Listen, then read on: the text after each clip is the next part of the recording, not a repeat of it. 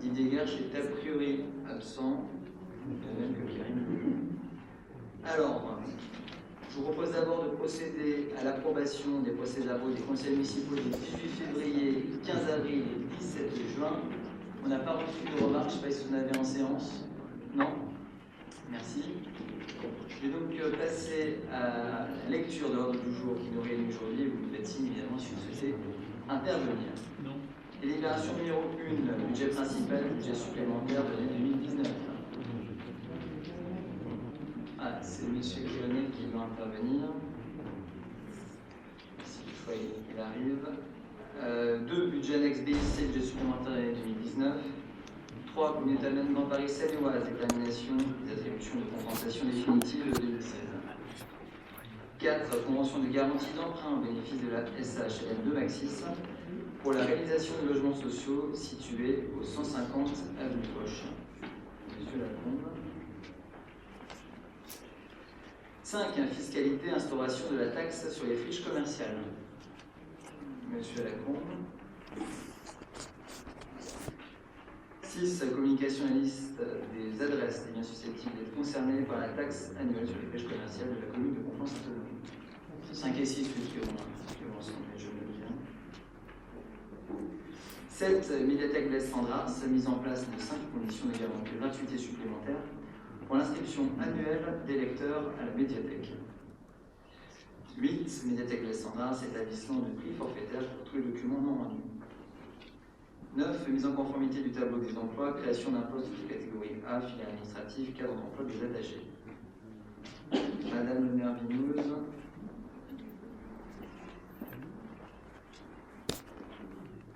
Et monsieur Lacombe. 10, mise en place du régime indemnitaire tenant compte des fonctions des suggestions, de l'expertise et de l'engagement professionnel, filière culturelle. Monsieur Lacombe. 11, constat de désaffectation et déclassement du domaine public communal de l'immeuble 22 situé sur la parcelle BD numéro 59, 6, 65 rue Maurice Berthaud, à Conflans-Sainte-Honorine. Madame Magnou. Monsieur. Pareillement. Ok. On fera l'intervention unique. 12, déclassement anticipé du domaine public communal de l'immeuble pavillon Meulière et de ses espaces extérieurs situés sur la parcelle section BD numéro 59, 6, 65 rue Maurice Berthaud.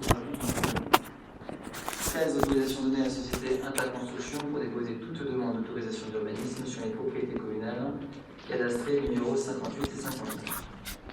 14, choix de maîtrise d'ouvrage communal et demande de subvention dans le cadre de l'appel à projet de soutien départemental au réseau médical 2017-2019. Alors du coup, Madame Manu d'intervenir sur cette question. Non, je prends en respect pour ça. Non.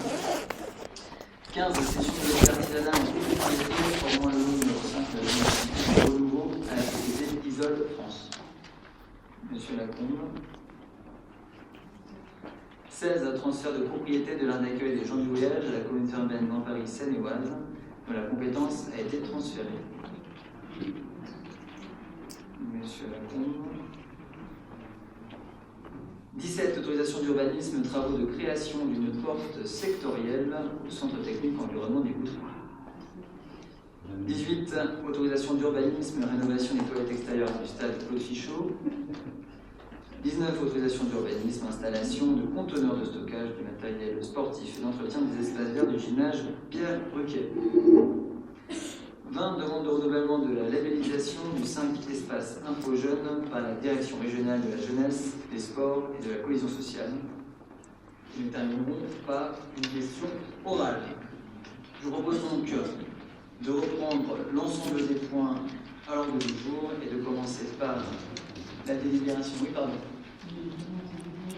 Est-ce qu'il serait possible, à la fin de la séance ou après, de parler d'une décision, Vous pouvez le faire maintenant. Je vous souhaite. Je vous invite à le faire maintenant, mais normalement ça serait après, mais comme ça fait bon. Je ne peux pas le faire avant. Enfin, si vous avez besoin, vous voulez le faire publiquement ou vous voulez le faire. Ah oui, je veux le faire publiquement. Ok. Alors, Je vous propose de le faire dès maintenant. voilà, il s'agit de la signature simplement pour signaler que vous avez signé une convention avec le laboratoire Servier pour le tournage d'un court-métrage sur les cours de tennis 1 à 5 du tennis club, ainsi qu'un vestiaire et le club house pour un montant de 785 €. Je ne vais pas vous reprocher le montant que vous demandez à Servier, pour être en a largement les moyens, mais les laboratoires Servier font encore une triste actualité en ce moment, et il se révèle beaucoup de choses sur ce laboratoire. Il est peut-être dommage, ne trouvez-vous pas, que Conflans et les paysages de Conflans soient associés certainement à un film de publicité interne ou externe de ces laboratoires. Voilà. Alors, moi je trouve maladroit qu'une telle convention soit signée. En note, mais je n'ai pas plus de commentaires que ça. Je vous propose donc de reprendre l'ensemble des points listés à l'ordre du jour et de dérouler leur présentation. On va commencer par le point numéro 1, budget principal, budget supplémentaire de l'année 2019. Et je vais laisser la parole à l'adjoint de finance Jean-Michel Séconi pour la présentation. Merci Monsieur le maire, bonsoir. Je vais vous présenter donc cette première délibération associée directement avec la deuxième sur le BIC qui est un budget un petit peu annexe qui est en fin de parcours. Donc on va regrouper l'ensemble. Sur la partie budget principal, donc c'est une délibération qui porte sur le budget supplémentaire de l'année 2019. Il s'agit d'un certain nombre d'opérations de recadrage et de régularisation qui sont passées sur ce budget. Évidemment, c'est équilibré en dépenses et en recettes, avec sur la partie des dépenses un poste assez important de divers recadrages de différentes lignes. Je ne vais pas rentrer dans le détail de toutes ces lignes, mais c'est plein de petites lignes de qui sont réalisées pour un montant global qui sera de moins 91 000 €, donc c'est quelques dépenses en moins, avec essentiellement un gros poste qui lui sort de ces lignes de recadrage, qui sont les lignes de swap qu'on va retrouver du côté des dépenses, mais qu'on va retrouver aussi du côté des recettes, puisqu'il s'agit des écritures de régularisation de la sortie des swaps qu'il faut maintenant passer, puisque l'opération est débouclée. On va y trouver également sur cette délibération de ce budget supplémentaire, évidemment affectation du résultat, il y a un certain nombre de recadrages également de recettes, pareil avec un certain nombre de postes de recettes qui sont des notifications qui nous sont arrivées finales et qui permettent d'ajuster sur les montants précis, et puis également toujours cette opération de régularisation des swaps qui sont un poste important de cette partie de délibération sur le budget de fonctionnement.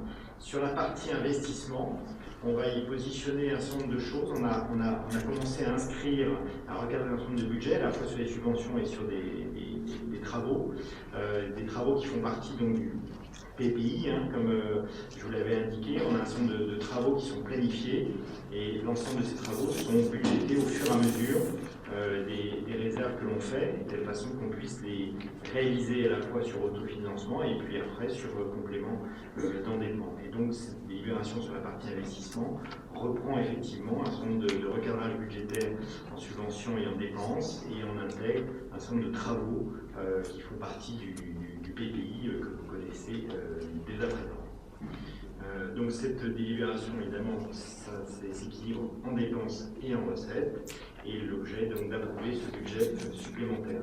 Pour la partie du BIC, je vais le traiter directement avec, puisqu'en fait c'est une toute petite délibération qu'il y a, c'est un budget qui est en fin de parcours, et donc on a quelques écritures de régularisation qui repassent dedans, mais il n'y a plus vraiment d'activité sur ce budget BIC, donc je n'ai pas de commentaires particuliers à faire sur le complément budgétaire. Merci Jean-Michel. Monsieur Kellenec, vous êtes intervenu. Monsieur le maire, vous avez contracté un accord avec Natixis en mars 2009 pour annuler les swaps. Pouvez-vous nous dire quel est le montant exact de l'indemnité que vous allez verser à Natixis pour simplement bénéficier d'un taux d'intérêt fixe sur une dette dont le montant à rembourser n'est plus que 4,6 millions d'euros? S'il vous plaît. La parole est à Michel Séconi.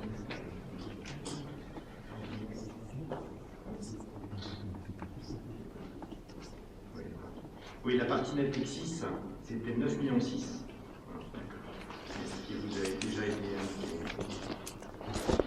Mais c'est déjà les multiples publics. Pendant 6 ans, nous avons supplié d'augmenter les investissements de la cité. Pendant 6 ans, à chaque exercice budgétaire, vous nous avez répondu que notre position était irréaliste, irresponsable, voire démagogique. Vous nous avez reproché de défendre une politique qui conduirait notre commune à la ruine, à coup d'arguments d'autorité. Vous nous avez opposé des critères de gestion sortis non de ses sous. Vous nous avez affirmé qu'avec un tel taux d'endettement, aucune banque n'accorderait à la ville un crédit supplémentaire pour investir davantage. Et puis soudainement, à 6 mois des élections municipales, vous nous présentez un budget qui double les dépenses d'investissement en immobilisation corporelle et en immobilisation. Mais c'est un revirement à 180 degrés de votre politique budgétaire. Il accrédite a posteriori la politique budgétaire que nous défendions. Vous venez de nous apporter la preuve qu'il était possible d'augmenter de manière drastique les investissements, malgré un taux d'endettement en hausse, à cause notamment de la gestion calamiteuse des emprunts toxiques, et cela sans mettre en péril les finances de la ville. En effet, après paiement des charges de la dette, le budget de fonctionnement de la commune n'est pas à découvert, au contraire, il reste excédentaire, c'est-à-dire que nous n'utilisons même pas toutes les marges de manœuvre budgétaire à notre disposition. Alors nous nous réjouissons que vous investissiez massivement dans les groupes scolaires et dans les équipements sportifs. Nous nous réjouissons que le vent de la défaite vous ait soufflé aux oreilles le bruit du mécontentement des parents d'élèves et des enseignants. Mais vous admettrez qu'il est un peu tard. Cela ressemble un peu à une tentative de redressement désespéré à l'approche des échéances électorales. Il a fallu que la facture énergétique de la ville augmente brutalement de 150 000 € pour que vous compreniez enfin l'intérêt d'isoler les bâtiments publics. Si vous l'aviez fait en 2014, comme nous vous l'avions demandé, ces investissements auraient déjà été amortis aux 3/4. Alors bien que nous nous en réjouissions, nous voterons contre ce budget rectificatif pour 2 raisons. D'abord, nous nous opposons au montant de l'indemnité versée à Natixis que vous avez négocié, près de 10 millions d'euros pour obtenir des taux fixes sur une dette à rembourser de 4,6 millions d'euros. C'est exorbitant, c'est l'équivalent d'un taux d'intérêt d'usurier. Vous leur donnez plus d'argent qu'ils auraient pu espérer en obtenir de nous dans le meilleur des cas. Ensuite, nous dénonçons la manière dont vous avez budgété l'opération. On ne paye pas des charges financières avec des emprunts.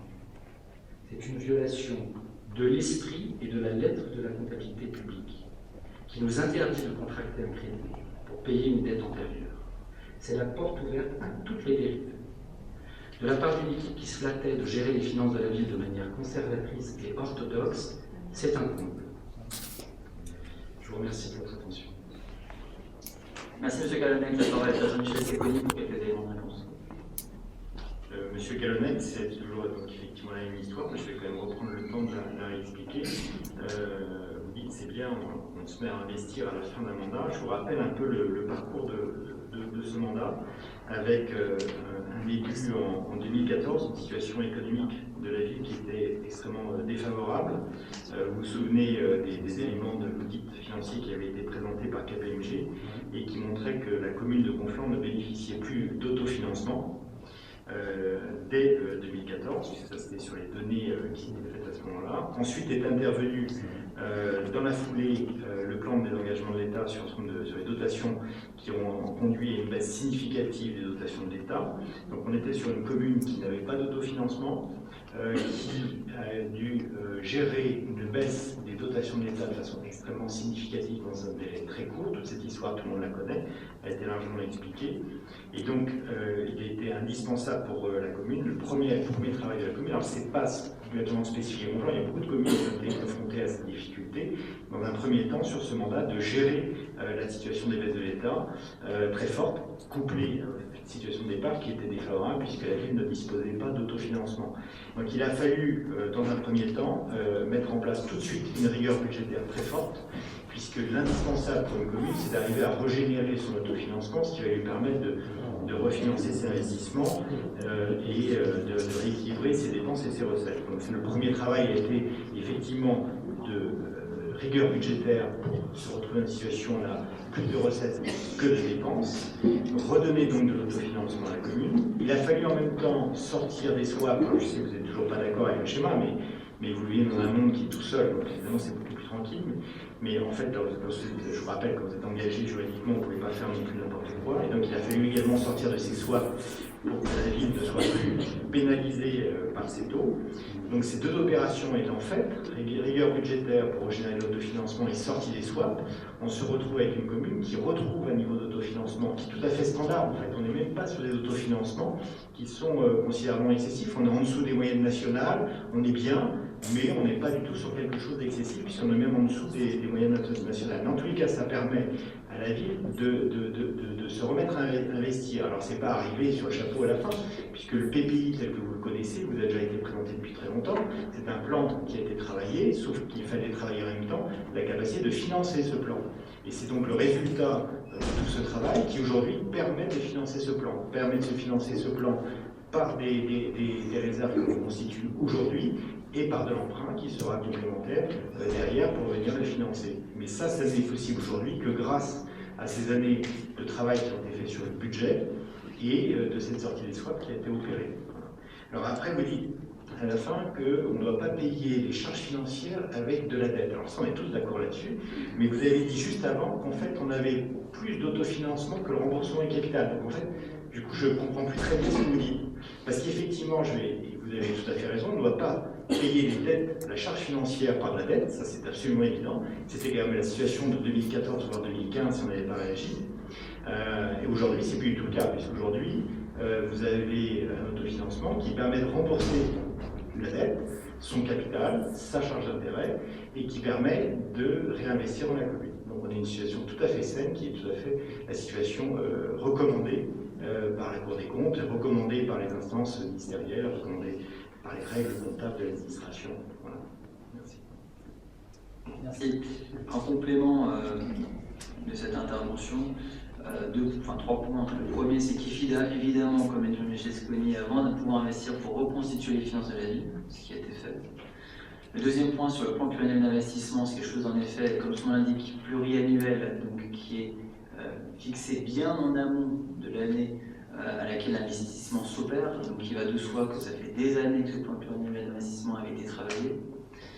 Et le troisième point, c'est qu'on n'a pas attendu nos échanges en conseil municipal pour travailler sur ce que vous appelez la facture énergétique, puisque dès 2015, il y a eu un contrat de performance énergétique, de rénovation énergétique de l'école des Grandes Terres, et donc ça remonte bien au début du mandat actuel. Monsieur Kalonec. Bon, ouais, au moins, êtes constant, hein. Vous avez changé de politique, mais vous n'avez pas changé de discours. Cela fait des années, Monsieur Sconi, que nous disposons d'excédents budgétaires, depuis que vous avez augmenté les impôts massivement en 2015. Donc n'allez pas nous dire qu'il a fallu attendre tout ce temps pour dégager des marges budgétaires pour investir. Ces marges, on les a identifiées depuis des années. C'est donc un argument qui est complètement fallacieux. Vous nous dites que vous ne financez pas les charges financières de la Soule de Natixis avec l'emprunt, et pourtant vous avez, et vous l'avez publiquement déclaré, contracté un emprunt auprès du conseil départemental de 8 millions d'euros. Vous n'allez pas me rappeler les règles comptables de 2014 que nous connaissons tous aujourd'hui. C'est un peu indécent. Monsieur le maire, effectivement, en 2015, vous avez entamé des travaux de rénovation énergétique d'une école, un groupe scolaire sur 5 en 6 ans.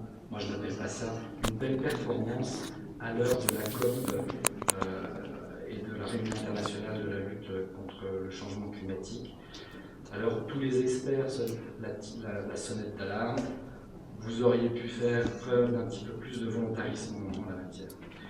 Après, je pense que si vous persuadez sur ce registre à essayer d'expliquer que tout cela a été prévu depuis longtemps et que cette manne de 6 millions d'euros qui nous tombe dessus à 6 mois des élections n'a rien à voir avec les échéances électorales, vous ferait sans doute rire beaucoup de conflans. Merci. Oui, un complément sur la rénovation énergétique, il y en a deux autres qui sont en cours. D'une part l'école des Côtes-Reverses et d'autre part l'école Chenevière. Donc vous voyez, on n'a pas traîné sur ces rénovations énergétiques, c'est pas nouveau, ça se poursuit. Et qu'est-ce que vous avez dit après? J'ai pas suivi. Oui, bah, écoutez, sur l'autofinancement, moi j'ai pas de commentaire à faire là-dessus. Vous êtes déjà dans une démarche électoraliste. Cette manne, comme vous dites, bénéficiera à n'importe qui et vous serez en mesure de faire des propositions grâce à ce budget que nous avons voté en 2019. Je pense que vous pouvez plutôt nous remercier par rapport à ça. Vous avez fait la fin de complément, monsieur Secconi. Oui, je vais faire un complément juste sur le point des excédents budgétaires pour corriger ce que vous dites, ce qui est évidemment faux. Quand vous dites qu'il y avait des excédents budgétaires depuis le début, je rappelle qu'effectivement vous revenez toujours sur ces hausses d'impôts. Je rappelle que les hausses d'impôts ont juste permis de compenser la baisse de DGF. Avant cette baisse des DGF, la situation économique de la ville n'était pas saine, puisque je vous rappelle qu'en 2015, on se retrouvait avec des dépenses qui étaient supérieures aux recettes. Donc les hausses d'impôts ont permis simplement de compenser les baisses de dotation de l'État. Et ensuite, tout le travail de rigueur de gestion commune ont permis de régénérer l'autofinancement qui permet aujourd'hui d'investir et qui permettra demain encore d'investir sur la commune de Conflans.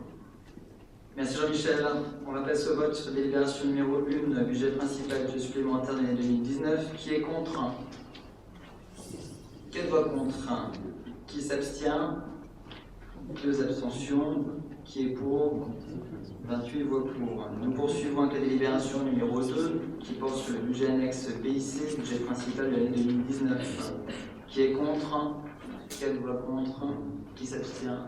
2 abstentions. Qui est pour? 28 voix pour. Nous poursuivons avec la délibération numéro 3, comité urbain parisienne Noise, détermination des attributions de compensation définitive 2016. Je redonne la parole à Jean-Michel Secconi pour la présentation. Oui, cette délibération porte sur les attributions de compensation de 2016. Il y avait des attributions de compensation qui avaient été fixées par notre protocole financier de la communauté urbaine. Celui-ci avait été voté, appliqué et payé. Là-dessus, un certain nombre de communes de la communauté urbaine avaient fait une action en justice pour dénoncer ce protocole financier qui a abouti à un nouveau protocole financier qui a été voté le 12 juillet dernier et qui modifie légèrement les conditions de calcul des attributions de compensation.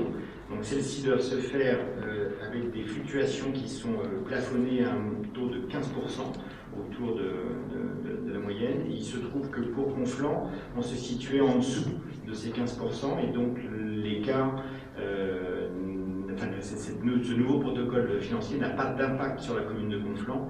Et donc dans ce nouveau protocole, les attributions de compensation qui sont versées pour la ville de Conflans sont identiques à celles que l'on avait jusqu'à présent comptabilisées, mais cette délibération doit être passée évidemment en concordance dans toutes les communes. Donc pas d'impact pour Conflans. Merci Jean-Michel. Pas de demande d'intervention sur cette délibération. Je vous propose donc de passer au vote. Qui est contre? Quelle voix contre? Qui s'abstient? Qui est pour? 30 voix pour. Nous poursuivons avec la délibération numéro 3 portant sur la convention de garantie d'emprunt au bénéfice de la société HLM de Maxis pour la réalisation de logements sociaux situés au 150 avenue du Maréchal Foch. Je laisse la parole à Monique Mille pour la présentation.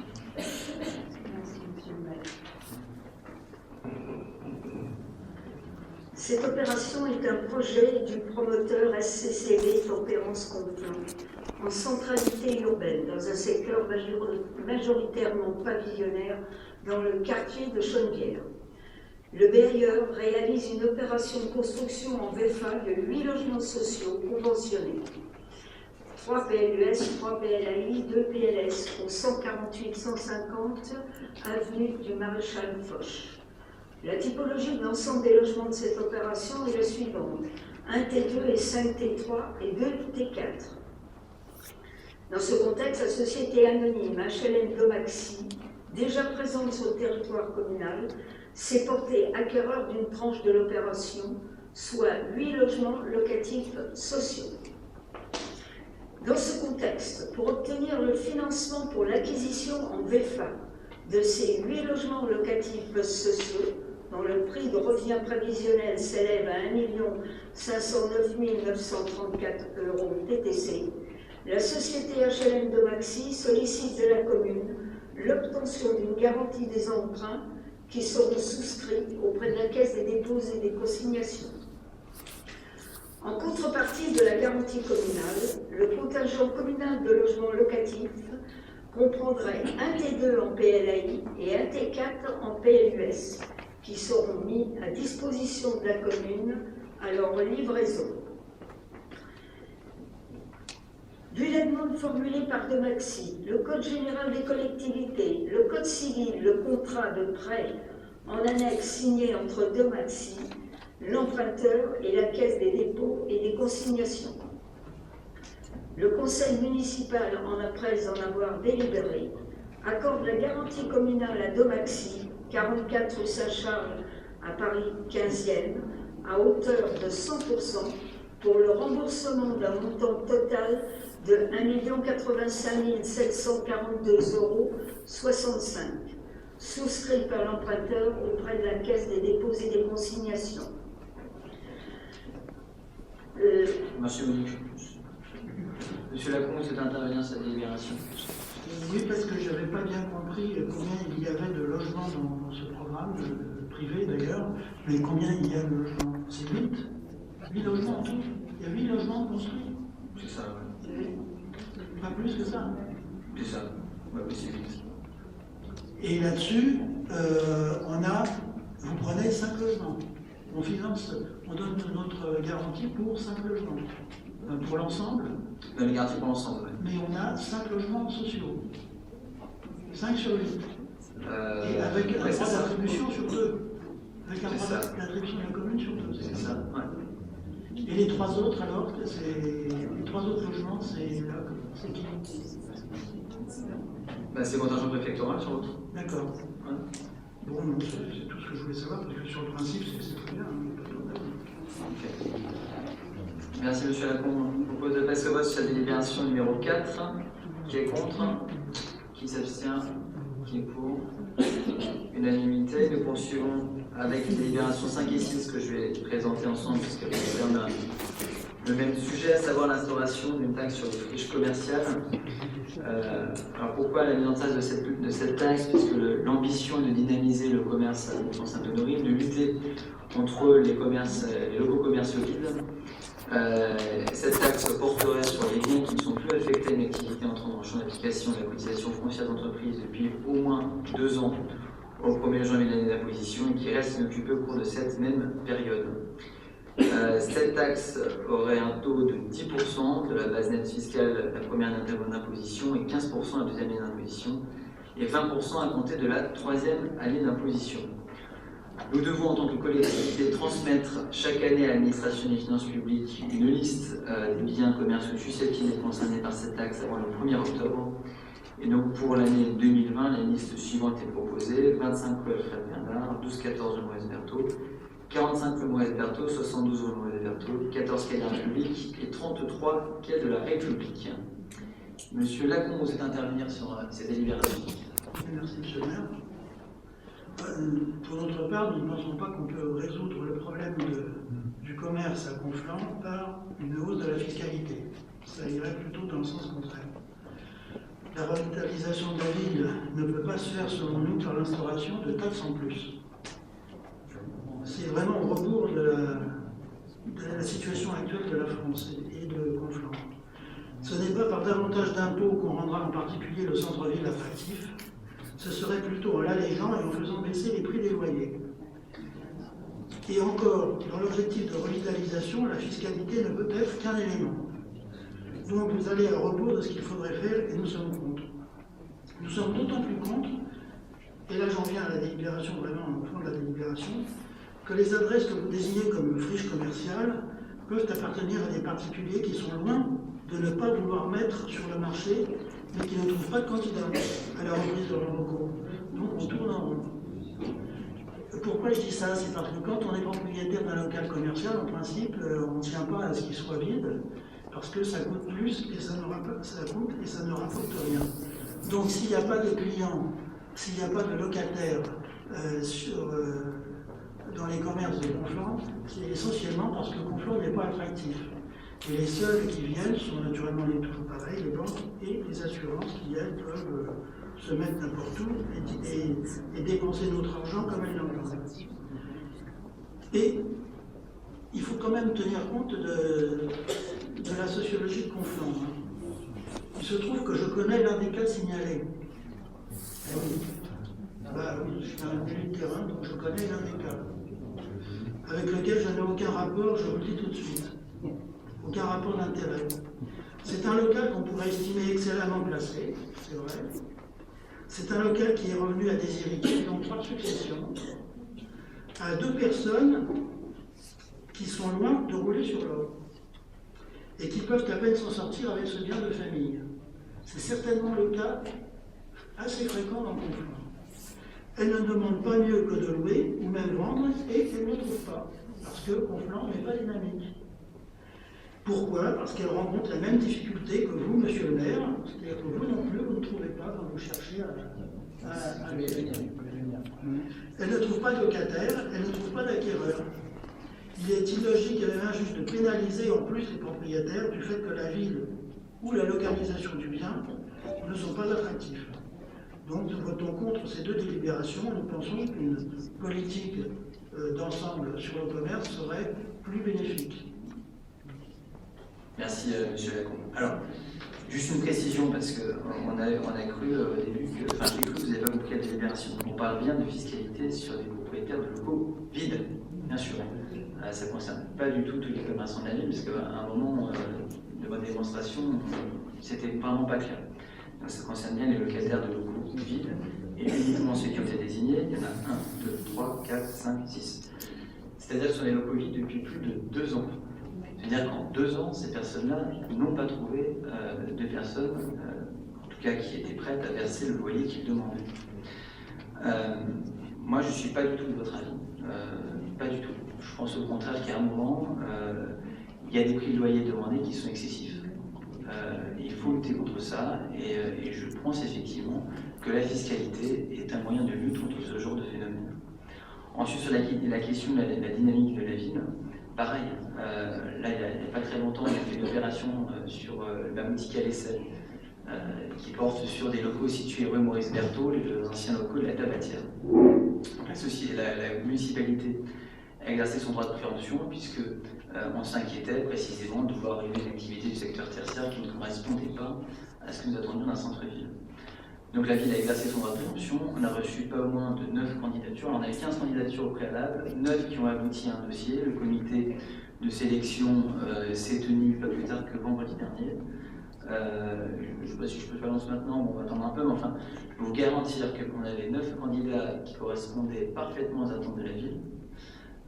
Et donc on aura d'ici le mois de janvier un nouveau commerce, avec un commerce qui correspond parfaitement à l'activité qu'on attend au centre-ville. Donc à mon sens, il n'y a pas du tout de question de dynamique, la dynamique elle est là, simplement il faut aussi parfois que les propriétaires consentent à faire des efforts pour pouvoir faire vivre leur commerce et faire en sorte que celui-ci soit occupé. Voilà, et effectivement, cette taxe sur les friches commerciales, alors qui ne porte pas bien son nom, hein, c'est l'appellation nationale qu'on a donnée, mais c'est une taxe tout simplement sur les locaux inoccupés, les locaux commerciaux inoccupés, et à mon sens, ça contribuera, en tout cas je l'espère, à ce que ces locaux inoccupés depuis plus de 2 ans, et 2 ans c'est quand même considérable, trouvent enfin preneur, et j'espère que les propriétaires feront les efforts nécessaires pour qu'on aboutisse, sachant qu'on est en lien avec eux en permanence, hein, mais qu'à un moment, quand on voit que les efforts ne sont pas faits, et bien effectivement on a envie de ne pas rester inactif et de contraindre aussi les propriétaires à faire les efforts, et la ville n'a pas vocation à exercer un droit de préemption systématique, hein, tout simplement pas les moyens. Nous sommes bien d'accord que le droit de préemption, effectivement, ce n'est pas à utiliser systématiquement. Mais la fiscalité, non. C'est un moyen. On va passer au vote sur délibération. Donc on commence par la délibération numéro 5, donc sur le principe de l'instauration de la taxe sur les friches commerciales. Qui est contre? 4 voix contre. Qui s'abstient? Qui est pour? 30 voix pour. Délibération numéro 6, donc qui porte sur la communication de la liste des adresses des biens susceptibles d'être concernés par la taxe sur les friches commerciales. Donc qui est contre? 4 voix contre. Qui s'abstient?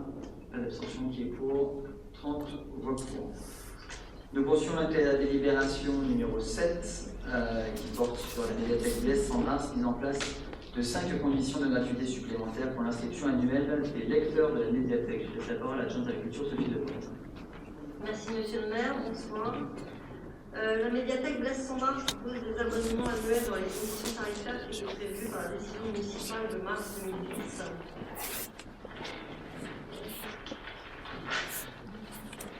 Et donc, afin de développer l'activité de la médiathèque et de permettre la fidélisation de son public, il y a un abonnement annuel, mais également confirmer ce que la pratique de la médiathèque permet déjà. Il est proposé au conseil municipal d'étendre la gratuité d'inscription à de nouvelles catégories de personnes, donc le personnel communal, l'assistante maternelle, le personnel de l'éducation nationale, les partenaires de la médiathèque, donc tout ce qui est association, d'entraide mutuelle, maison de retraite et pas d'intervenants réguliers, etc. Les inscrits à Pôle emploi, les allocataires du RSA. Je vous remercie. Merci Sophie. Monsieur Calonec. Merci Monsieur le maire. L'explication de vote, nous voterons bien entendu la mise en place d'une tarification dégressive à l'égard des populations les plus modestes. D'ailleurs, nous saluons votre soudain regard d'empathie à l'égard des populations modestes à 6 mois des élections. Bravo. Merci. C'était quoi votre commentaire de fond? Ah, alors, on va passer au vote sur la délibération numéro 7. Qui est contre? Qui s'abstient? Qui est pour? Unanimité. Nous poursuivons avec la délibération numéro 8, toujours sur la médiathèque Blaise Cendrars, et cette fois-ci sur l'établissement de prix forfaitaire pour tous les documents non rendus. Je redonne la parole à Sophie Depointe pour la présentation. Donc, tout lecteur qui est inscrit à la médiathèque peut emprunter jusqu'à à peu près 20 documents, revues, livres, CD, DVD, jeux vidéo, jeux de société pour une durée de 4 semaines, sachant qu'il a aussi la possibilité de prolonger le prêt de ces documents une fois pour 4 semaines supplémentaires. Dans le cadre de sa gestion des retards dans le retour des documents empruntés, la médiathèque envoie 3 messages de rappel au lecteur. Le 3e courrier de rappel, envoyé après plus de 3 semaines de retard, prévient les lecteurs qu'en cas de documents non rendus dans les 7 jours successifs, un titre de recette leur sera adressé directement du centre des impôts du montant dû des documents non rendus et sans majoration ou amende forfaitaire. Donc, la médiathèque procède au signalement auprès du service finance de la ville pour lancer la procédure de mise en recouvrement auprès du Trésor public. Et afin de rationaliser cette procédure, la médiathèque propose d'établir des prix forfaitaires selon les différents types de documents. Revue 5 €, livre de poche 8 €, livre 20 €, CD 15, DVD jeux vidéo 45, de société 30 €. Je vous remercie. Merci Sophie. Pas de demande d'intervention, nous passons donc au vote sur cette délibération numéro 8. Qui est contre? Qui s'abstient? Qui est pour? Unanimité. Nous continuons avec la délibération numéro 9 qui porte sur la mise en conformité du tableau des emplois, création d'un poste de catégorie A, filière administrative, cadre d'emploi des attachés. Donc il s'agit en fait de la création d'un poste de manager de commerce à temps plein. Je rappelle, on avait approuvé ici même, dans le cadre de la présente instance, la création d'un poste de manager de commerce à hauteur de 3/5 dans le cadre d'une convention signée avec la Chambre de commerce et de l'industrie. Donc ce manager a exercé ses fonctions de juillet 2017 à juillet 2018 et avait pu réaliser la phase diagnostic sur le commerce à Conflans-Sainte-Honorine. Et donc on propose cette fois-ci la poste d'un création de manager de commerce à temps plein. Donc il s'agirait d'un poste de catégorie A concernant un titulaire ou non titulaire, et évidemment la dépense sera inscrite au budget 2019. Madame le maire, vous souhaitez intervenir sur cette délibération? Oui, merci Monsieur le maire. Simplement pour une petite précision, effectivement, dans les charges de personnel du budget action économique, nous ne trouvons pas le montant mensuel ou annuel des charges pour cet emploi transformé. Donc nous aimerions savoir ce qu'il en est précisément. Merci. Monsieur Lapon, vous souhaitez aussi intervenir sur cette délibération? Il s'agit de la création d'un poste donc de catégorie A sous la dénomination d'attaché manager commerce. C'est naturellement à relier aux délibérations 5 et 6 et à l'action que vous avez précédemment engagée avec la Chambre de commerce, comme vous avez rappelé. Malheureusement, là comme ailleurs, nous ne savons rien là comme souvent, nous ne savons rien de cette action que vous avez menée à la Chambre de commerce. Aucun bilan ne nous a été communiqué. Et nous constatons aujourd'hui qu'un poste pérenne, par contre, est créé dans son sillage. Parallèlement, excusez-nous, mais nous constatons que le commerce ne s'améliore pas en centre-ville. Nous sommes donc dans le brouillard. C'est conforme à notre politique d'ailleurs de nous laisser dans le brouillard, nous et tout le monde. Nous critiquons cela et malgré cela, vous persistez et vous engagez l'avenir au-delà de 6 mois, les 6 mois qui restent dans ce mandat. Je ne sais pas si c'est bien opportun de créer un poste spécifiquement lié à votre politique, alors que cette politique peut changer dans 6 mois. Donc, il nous semble que l'on pourrait surseoir à cette embauche, qui a un coût supplémentaire forcément. Il fut un temps où vous étiez vraiment à cheval sur les embauches, et plus généralement sur la pléthore de fonctionnaires de la fonction publique. Enfin, maintenant, vous embauchez. Là aussi, il y a des conversions qui s'opèrent. Mais bon, c'est votre politique, donc nous allons nous abstenir et vous allez assumer ça jusqu'au bout. Donc nous nous abstiendrons. Merci M. Lacombe. 2 précisions. La première, c'est qu'il y avait déjà un manager de commerce auparavant, donc c'est pas une nouveauté, simplement c'est le temps de travail qui évolue. La deuxième chose, c'est qu'il va y avoir un départ à la retraite dans le service de vie économique en début d'année prochaine, et donc il s'agit d'assurer une transition d'ici le départ à la retraite de cette personne. Pour l'explication que vous étiez, je vous la donne. Sur le montant, par contre, Madame Mérineux, je vais être très clair, on ne l'a pas. On ne l'a pas là, donc je peux vous communiquer si vous voulez ultérieurement, mais je ne suis pas obligé de vous donner là ce soir. Une dernière précision aussi par rapport à ce que M. Lacombe a dit, ce n'est pas parce qu'il y a des élections dans quelques mois que la vie doit s'arrêter. La vie municipale, heureusement, suit son cours ici comme ailleurs. On passe au vote de la délibération numéro 9. Qui est contre? Qui s'abstient? 4 abstentions. Qui est pour? 30 voix pour. Nous continuons avec la délibération numéro 10 qui porte sur la mise en place du régime indemnitaire tenant compte des suggestions de l'expertise de l'engagement professionnel du RIFSEP pour la filière culturelle. Alors le RIFSEP, un rappel, c'est une émanation, enfin, c'est une application de la nouvelle réglementation de l'État en matière de régime indemnitaire des agents. En l'occurrence, pour qu'on fasse un la délibération avait été passée sur la mise en place de ce nouveau régime indemnitaire le 12 février dernier. Il se distingue en 2 parts, une part fixe qui est dénommée l'IFSE qui est liée aux fonctions de l'agent et une part variable, le CIA, qui est liée à son engagement professionnel et à la manière de servir. Il se trouve que les décrets et arrêtés d'application de ce nouveau régime indemnitaire arrivent très progressivement de la part de l'État. Et le dernier en date, donc, se propose et prévoit l'élargissement de ce nouveau régime indemnitaire aux conservateurs territoriaux du patrimoine. Et donc, il est proposé d'adopter la délibération numéro 10 pour la mise en œuvre de cet arrêté. Il y a une demande d'intervention, pardon, M. Lacombe, vous êtes intervenu. Parce que pour le coup, tout à l'heure, j'étais pas clair, mais vous, dans votre délibération, vous n'êtes pas clair non plus. J'aimerais savoir si ça concerne une personne ou plusieurs personnes, ce supplément d'indemnité.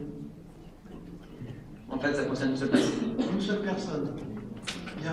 Et ça s'élève à quel montant cette prime? Ah ben la prime, comme indiqué dans c'est pas le CIA, j'imagine.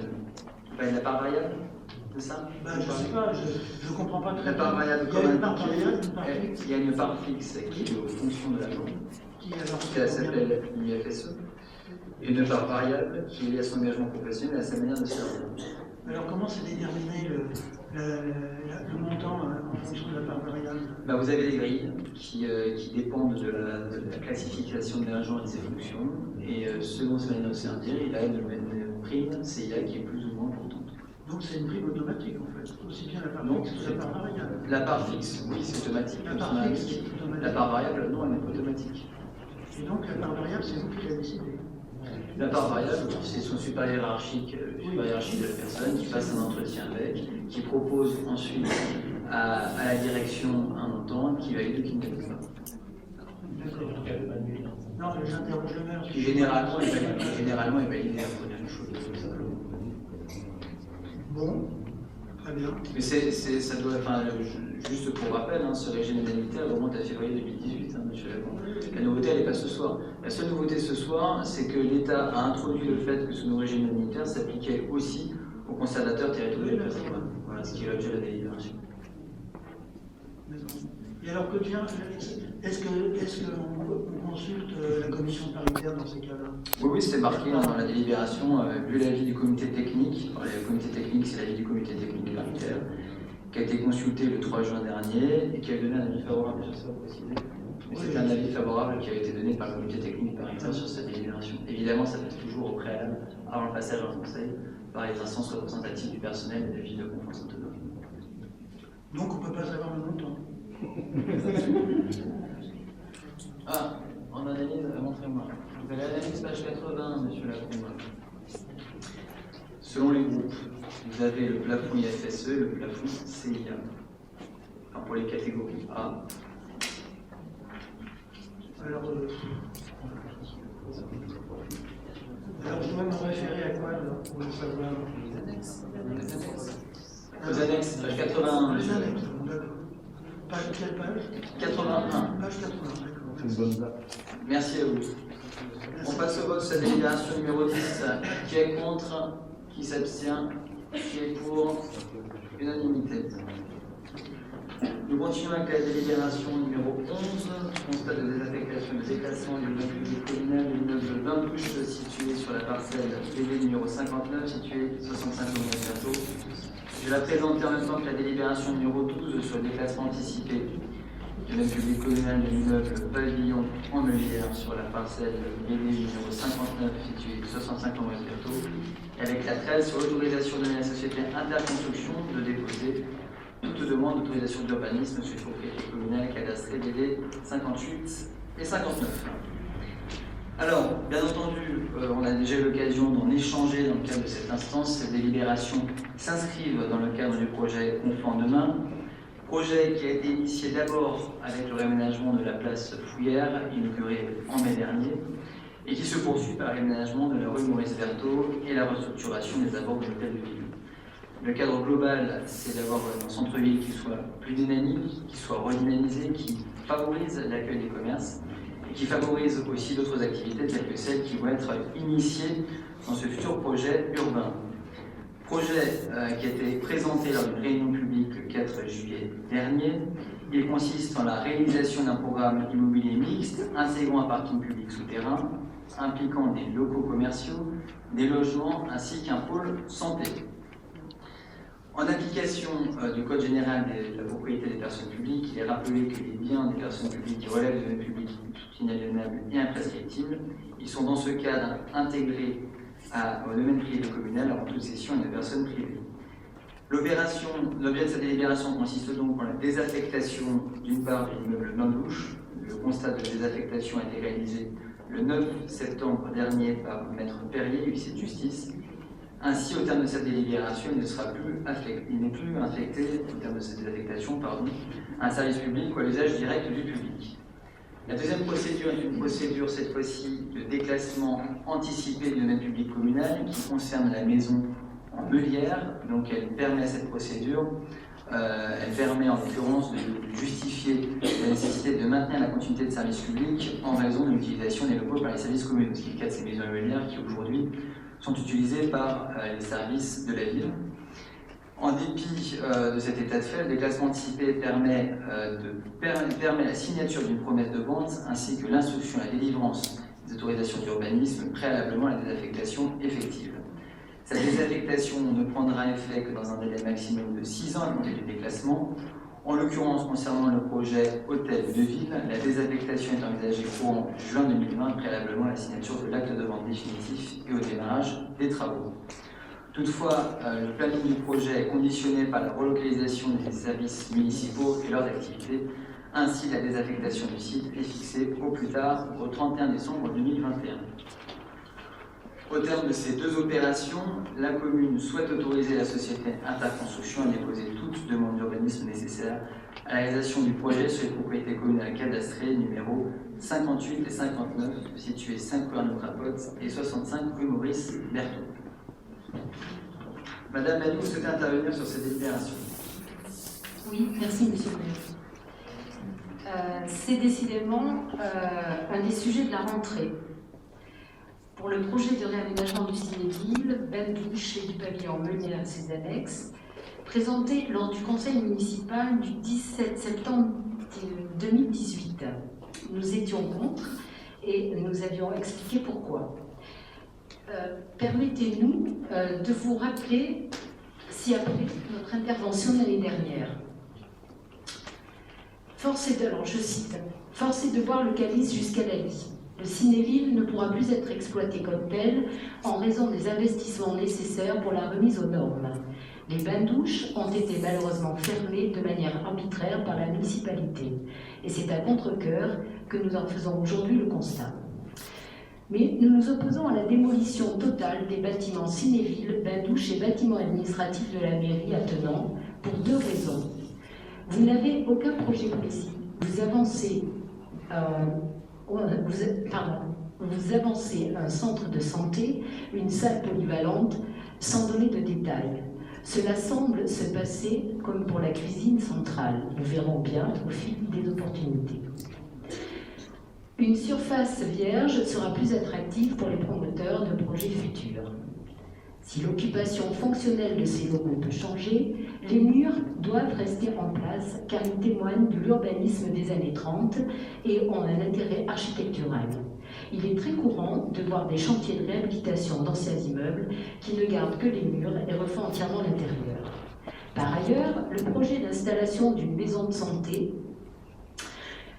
a pour nous un intérêt dans la mesure où il facilite l'accès des soins et non la création d'une médecine à deux vitesses. La création d'une salle polyvalente à vocation culturelle nous semble essentielle car il s'agit de redonner une vie culturelle au centre-ville. Nous souhaitons donc que vous preniez le temps et que vous nous présentiez un projet abouti et détaillé. Une vague promesse ne nous suffit pas car nous venons de le constater une fois de plus pour la tarification des repas des agents, c'était à l'époque, que les promesses n'engagent que ceux qui les écoutent. Nous nous opposons farouchement à la démolition de ces bâtiments car nous craignons que vos projets évoluent encore et que de la sorte, vous nous mettiez encore une fois de plus devant le fait accompli et à la merci du plus offrant des promoteurs immobiliers. Fin de la citation de l'année dernière. Nous sommes contre la désaffectation et le déclassement du domaine public communal de l'immeuble Bains-Douches, du Cinéville et du pavillon Meulière et ses annexes, en continuité du rappel de notre prise de position précédente. De surcroît, par la délibération numéro 12, vous nous demandez blanc-seing pour le déclassement anticipé du pavillon Meulière et ses annexes afin de déclasser ce bien avant sa désaffectation effective. Ces locaux sont occupés par vos services et vous ne donnez aucun lieu de relocalisation de ceux-ci, la désaffectation étant fixée au plus tard le 31 décembre 2021. Vous avancez à marche forcée sur ce projet, sans doute à des fins électorales, mais il faut cependant rester dans le respect des procédures, ce qui n'est pas le cas. Nous voterons donc contre ces 3 délibérations. Voilà. Merci Madame Magnou, je reviendrai sur votre intervention tout à l'heure. Monsieur Lacombe, vous êtes intervenu. Le dossier de l'aménagement du secteur de l'hôtel de ville est un dossier capital et nous nous sommes clairement exprimés dessus depuis l'origine. Nous sommes catégoriquement opposés à votre projet et à la façon dont vous le menez. Ce projet absolument central et qui intéresse non seulement un quartier, mais l'ensemble des citoyens, n'était pas indiqué dans le programme sur lequel vous avez été élu en 2014. Je mets élu au pluriel, hein, parce que l'équipe est bien soudée, votre équipe est bien soudée autour de vous. Enfin, soudée, si je puis dire, bien disciplinée. Les Conflanais seront en droit de vous demander des comptes, car ils peuvent légitimement considérer que vous avez outrepassé votre mission. Vous l'avez fait sans contrôle, sans concertation. Parce qu'il ne faut pas confondre concertation avec information et réunions marketing, etc., avec tous les procédés qu'on connaît. Ce projet est le fruit d'un pouvoir personnel et de décisions unilatérales. Sur le fond, pas de concertation véritable, tant au niveau des citoyens que des élus. J'en parle en connaissance de cause pour la commission urbanisme dont je fais partie. En 5 ans et demi, elle s'est réunie 3 fois. Enfin réunie, si l'on peut dire, car elle n'a travaillé réellement qu'une seule fois. Fin 2018, et c'était sur le PLU, et j'en avais remercié M. Husson qui l'avait organisé. C'est la seule fois où le projet sur l'hôtel de ville a été évoqué, et de façon indirecte, à propos du zonage du PLU. Je me souviens très bien que devant mes réserves, en aparté, monsieur le maire, vous m'avez affirmé que le côté hôtel de ville ne bougerait pas avant longtemps, ce sont vos paroles, que s'il devait y avoir quelque chose, ce serait à long terme, et que l'urgence était de l'autre côté de la rue, sur les bâtiments du restaurant asiatique, qui étaient en péril, c'est vrai, et des commerces, et également du côté de la chapelle, ça nous avait fait sourire. Bien entendu, cela n'a pas apaisé ma méfiance. Monsieur le maire, vous mentiez, et je savais que vous mentiez. La preuve en est aujourd'hui que là où il y avait urgence, il n'y a plus urgence, et que les projets ont changé de trottoir. Ils ont traversé la rue.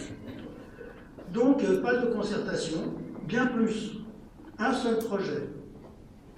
Pas de concours d'urbanistes, pas de concours d'architectes, un saucissonnage habile des procédures, ce qui nous amène directement à la désignation d'un promoteur interconstruction auquel on vend le patrimoine public communal.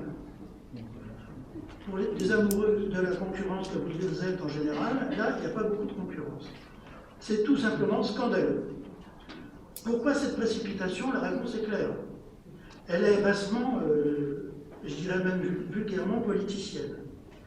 Vous êtes à 6 mois de la fin de votre mandat, vous voulez verrouiller le dossier pour le prochain mandat. Soit vous êtes réélu et vous continuez à démolir la ville avec votre nouvelle majorité, mais une majorité peut-être pas aussi disciplinée que l'actuelle, parce qu'il y aurait des alliés bien sûr, mais que vous bloquez par avance. Soit une autre équipe, ce que j'espère, représentant une majorité très différente, vous remplacerait et vous la mettez en difficulté par avance en lui laissant des dossiers dont elle devra se défaire. Une vraie grenade dégoupillée, mais rassurez-vous, ça ne fait pas toujours peur. C'est pourquoi vous poussez les feux, et cela au bénéfice premier des promoteurs qui ont trouvé avec vous l'interlocuteur ad hoc pour faire passer les projets qu'ils essayaient de faire passer sur Conflans depuis une bonne dizaine d'années. Ce n'est pas raisonnable. Franchement, ce n'est pas raisonnable. Et votre équipe peut le comprendre aussi, si elle veut un peu réfléchir. Ce n'est pas raisonnable, encore une fois, à 6 mois de l'échéance. Aussi, nous vous demandons de surseoir au projet qui n'a aucune urgence. Ce projet serait à continuer ou à reconsidérer selon la majorité qui serait élue en 2020. Pour l'heure, bien sûr, nous votons contre ces 4 délibérations totalement folles. Merci, monsieur Lacombe.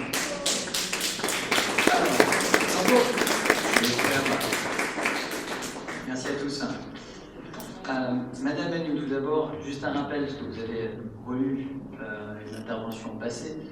La maison en Meulière est conservée. Vous avez cité la démolition de la maison en Meulière, elle est conservée conformément au travail qui a été réalisé avec l'architecte et Bâtiments de France. Sur le projet que vous avez dit flou, il a été présenté en réunion publique le 4 juillet dernier en présence d'architectes, c'était signé dans cette salle. La réunion était ouverte à tous et vous pouviez y venir. Jean-Jacques m'a dit, Jean-Jacques Husson, pardon, m'a dit du reste qu'il organisait une commission d'urbanisme le 4 novembre. Sur la relocalisation de services municipaux, puisque vous en inquiétez, évidemment, on ne va pas travailler sur le bâtiment en leur présence, même si parfois les rénovations en site occupé sont possibles. Ils sont relocalisés dans le secteur du renouveau où la ville a des locaux.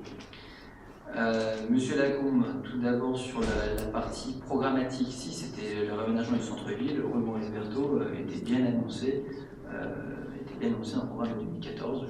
J'ai encore des exemplaires à la maison, je pourrais vous le fournir si vous le souhaitez. Les réunions publiques, tous les conflanais, par définition c'est public, hein, donc tous les conflanais ils sont invités, viennent ceux qui veulent participer, c'était le cas. Ensuite, sur les échanges qu'on a pu avoir sur la partie hôtel de ville, oui, les anciennes écoles, je confirme qu'on n'a jamais envisagé tout sur les anciennes écoles, et je pense que c'était pour à cette époque-là. Sur les restaurants, je pense que quand vous passez de l'autre côté de la rue, le restaurant asiatique, je vous confirme que les travaux se poursuivent compte tenu de l'état du bâtiment qui ne s'est pas non plus arrangé ces derniers temps. Sur les architectes, en l'occurrence, non, il n'y a pas eu de concours, mais il y a effectivement eu des échanges avec différents cabinets d'architecture. Les uns présentant des projets, présentant des références qui ne nous convenaient pas, mais il y a eu un travail en amont qui a été réalisé. Sur les espaces publics, parce qu'il y a une confusion d'ailleurs que j'ai observé parfois, il y a une confusion entre ce qui a été présenté le 4 juillet dernier, où effectivement il y avait les espaces publics sur la place de l'hôtel de ville, mais ce qui a été présenté le 4 juillet dernier, ce sont uniquement les projets sur les bâtiments. Sur la partie espace public, c'est-à-dire sur la partie place en elle-même, ce n'était pas définitif, c'était juste une présentation architecturale de telle façon qu'on puisse voir les bâtiments dans leur environnement avec la place de l'hôtel de ville. Mais le travail sur l'espace public, il est paralysé tout simplement parce que justement, en ce moment même, il y a un concours qui est fait au niveau de la communauté urbaine de Paris-Sénéoise, un concours entre architectes urbanistes, 4, alors on avait, je crois qu'on avait combien de candidats? On avait 38 candidats, non 55 candidats, 55 candidats qui ont, comme quoi ce conflit intéresse, 55 candidats qui souhaitaient travailler sur les espaces publics, donc quand je dis espace public, c'est à la fois la rue Maurice Berthaud et la place de l'hôtel de ville. Au terme de cette première réunion du jury, 4 candidats ont été retenus. Nous proposons dans les prochaines semaines leur proposition de réaménagement de l'espace public rue Maurice Berthaud et place de l'hôtel de ville. Donc il y a bien un concours qui est ouvert. Au sein des bénéficiaires, les premiers bénéficiaires, ce sont les conflanais. Voilà. Effectivement, dans ce cadre-là, on travaille avec des promoteurs. Alors ça n'a pas rapporté des milliers de promoteurs, c'est 35 logements, le projet de centre-ville. De la part d'un agent de l'urbanisme qui a autorisé 300 logements sur le secteur hôtelo, c'est quand même un peu fort de parler de ce genre de choses.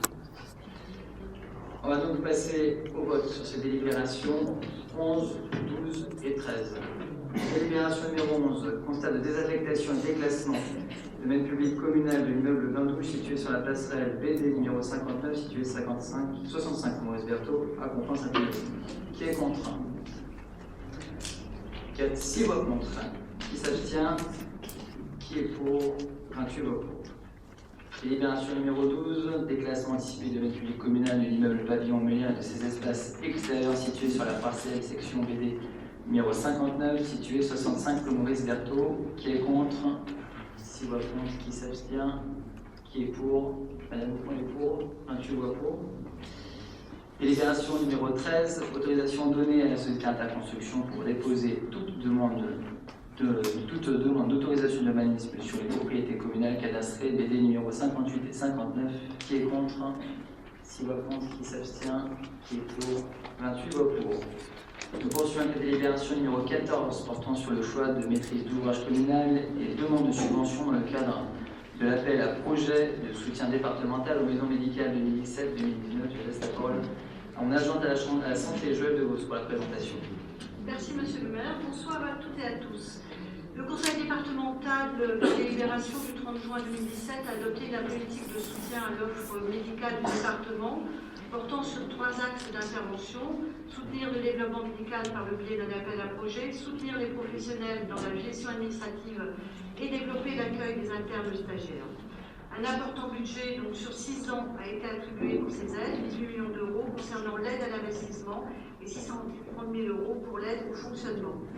Dans le cadre du projet Conflans demain et en vue de la création d'un pôle santé qui intégrerait le centre municipal de santé et une maison de santé pluridisciplinaire, la commune a candidaté par délibération du conseil municipal en date du 28 mai 2018 à l'appel à projet maison médicale pour la construction de la maison de santé pluridisciplinaire.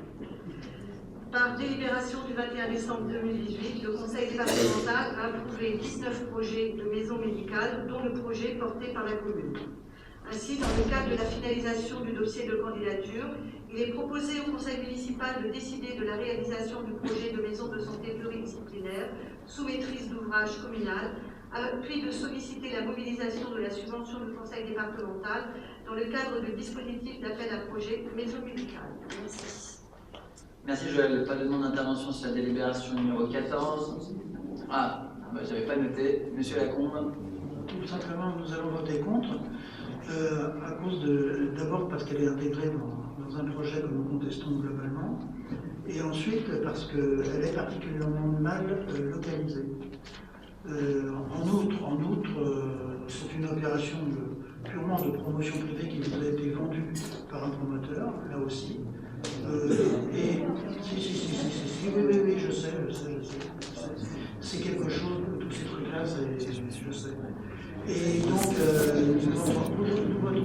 vous verrez, vous pouvez rigoler, mais là, vous ne savez pas. Vous êtes en position pour bien. Ne dites pas que vous savez, vous ne savez pas. Si, je sais. Dites pas que vous savez, vous ne savez pas. Vous avez été démarché pour, comme d'autres maires aux environs de Conflans, comme à HR, comme à Poissy, pour installer une maison médicale par un promoteur. C'est faux. C'est ça? Oui, c'est l'origine de votre projet, c'est ça. Mais non. Même si ce n'est pas ce promoteur que vous avez choisi. Mais non. Mais si, ce promoteur est basé à Rennes, Elle n'est pas. un spécialiste des maisons médicales. Vous dites n'importe quoi. On ne peut pas laisser passer des mensonges dans un conseil municipal. Les villes sont obligées effectivement de prendre quelqu'un et des personnes qui sont habilitées, qui connaissent bien le sujet, mais le but effectivement de la commune et de monsieur le maire, c'était justement de pallier à la démographie médicale qui est quand même très inquiétante dans toutes les villes, mais notamment Conflans. Et le projet que l'on propose, le pôle santé, justement permet de faire une coordination avec le centre médical de santé, le centre municipal de santé et la maison de santé pluriprofessionnelle. Et ce n'est pas du tout les promoteurs qui sont venus, c'est nous qui avons demandé justement dans le cadre d'un gros projet santé. Maintenant, si vous êtes contre, là, moi je ne comprends pas. Hein. Pour compléter l'intervention de Mme Devos, c'est tout le contraire. C'est une commande exprès de notre part. Ça coûte de l'argent aux promoteurs de ne pas faire de logement. C'est l'inverse. J'en doute bien, mais bon. Mais c'est bien de trouver des promoteurs qui acceptent de travailler sans gagner d'argent, ça, c'est nouveau. Sur cette maison médicale. Mais que vous ayez évolué, que vous ayez fait évoluer le projet de départ, qui vous avait proposé, je suis d'accord. Mais même ça méritait d'être discuté, parce que la liaison entre maison médicale, entre centre médical communal et médecine libérale, ça peut se discuter. Je ne parle pas simplement aussi de la localisation, il faut prendre l'ascenseur pour aller, bref, peu importe. Mais ce que je voulais dire également, c'est que, je ne sais plus ce que je voulais dire d'ailleurs, parce que vous m'avez coupé. Ah oui. C'est quand même bizarre qu'un promoteur ait, au départ, démarché les médecins sur place, déjà installés dans les quartiers, bien répartis dans les quartiers, pour s'installer dans cette maison médicale, alors qu'il me semble que l'objectif de cette maison médicale, ce serait d'abord de faire venir une nouvelle offre médicale. Puisque les médecins déjà installés sur Conflans sont vieillissants et vont prendre leur retraite. Donc pourquoi démarcher préalablement ceux déjà installés pour remplir la maison médicale? C'est là qu'il y a eu aussi quelque chose de contradictoire avec les objectifs affichés. Voilà, c'est tout. Donc, nous en avons déduit que, à défaut d'information de votre part, parce que comme toujours, on n'a aucune information, c'est là maintenant que vous voulez nous expliquer les choses. Nous en déduisons que ce promoteur, qui ne gagne pas d'argent, d'accord, veut d'abord vendre ou louer à des gens déjà sur place avant d'aller rechercher une nouvelle offre qui effectivement est plus dure à trouver. C'est plus dur à trouver des médecins pour s'installer que des médecins déjà en place. Encore que les échos que j'ai de médecins déjà en place, qui ont été démarchés justement, parce que je ne parle pas dans le vide, n'ont pas été intéressés, ce que je connais en tout cas, par votre proposition, la trouvant trop chère. Enfin, votre proposition, la proposition de s'installer dans la maison médicale. Donc tout à l'heure, vous parliez des loyers trop chers, des loyers commerciaux trop chers. Je vous demande de réfléchir aux loyers et services déjà chers d'une maison médicale qui n'est pas encore construite. Bon, monsieur Lacombe, vous émettez des approximations, vous déduisez d'approximations, d'autres approximations, donc c'est compliqué. Je vais laisser Joël Devos vous répondre et je compléterai si nécessaire, parce que là c'est très confus. Ce qu'il faut savoir, c'est que dans n'importe quelle ville, quand on construit une maison de santé pluriprofessionnelle ou pluridisciplinaire, on ne peut pas, et on sait dans certaines villes qui l'ont fait et ont voulu faire venir directement des nouveaux médecins, c'est pas possible. On ne construit pas d'une maison pluriprofessionnelle sans avoir déjà une idée des médecins qu'on pourrait avoir. Il faut avoir des médecins moteurs, c'est normal. Donc, il y a des médecins sur Conflans qui sont d'accord au niveau de l'amicale des médecins, puisqu'il y a une amicale qui s'est créée. Il y a des médecins qui viendront, qui seront une locomotive. Le centre de santé sera aussi une locomotive. Et on espère on pense que d'autres médecins et des jeunes viendront. Parce qu'il faut savoir que dans une maison pluriprofessionnelle, on peut avoir des stagiaires, des internes, et donc on aura des médecins. Donc ne dites pas qu'il faut faire venir, bien entendu, mais là on n'en est même pas à faire venir des médecins, on est déjà à essayer de maintenir, parce que vous savez qu'il y a beaucoup de médecins qui vont partir à la retraite, donc il faut qu'on ait un pôle déjà de médecins, de quelques médecins à Conflans, et après les autres viendront. Voilà. Je ne comprends pas votre réflexion là-dessus. Est-ce que vous déshabillez les quartiers? Vous ne prenez pas la parole, je vous la donne. On vous a demandé la fin de l'explication de la nouvelle. Je complète. Franchement, vous méprenez complètement.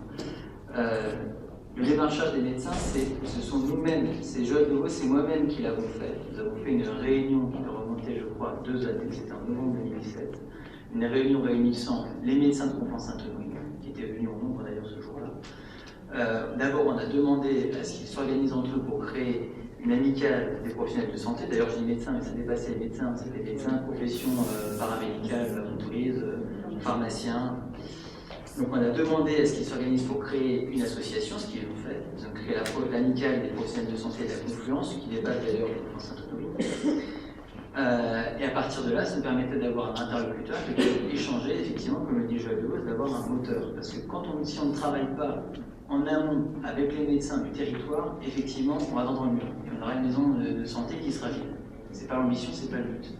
Donc on a souhaité d'abord travailler avec cette association, qui a fait part de personnes intéressées. Alors la personne qui n'est pas intéressée, effectivement, des personnes qui n'étaient pas intéressées, ça existe. Mais ça ne se tend pas que les tarifs de loyer, parce que les tarifs de loyer, nous-mêmes, on ne les connaît pas aujourd'hui. Je ne sais pas comment la personne que vous connaissez a pu dire que c'est trop cher, parce que les tarifs, on ne les connaît pas. Ce qui est clair en revanche, c'est que la subvention auprès des départements que l'on sollicite, et qui est l'objet de cette délibération, doit nous permettre d'avoir des tarifs de loyer qui soient compétitifs et d'accueillir des médecins. Parce que c'est bien ça l'ambition, c'est d'accueillir des médecins. Aujourd'hui, les nouveaux Conflanais arrivent et ne trouvent pas de médecins traitants parce qu'ils sont refusés pour X ou Y raisons. Sur la politique de santé, plus globalement, on a eu deux types de travaux. Le premier, c'était de redynamiser le centre municipal de santé, ce qui a été réalisé.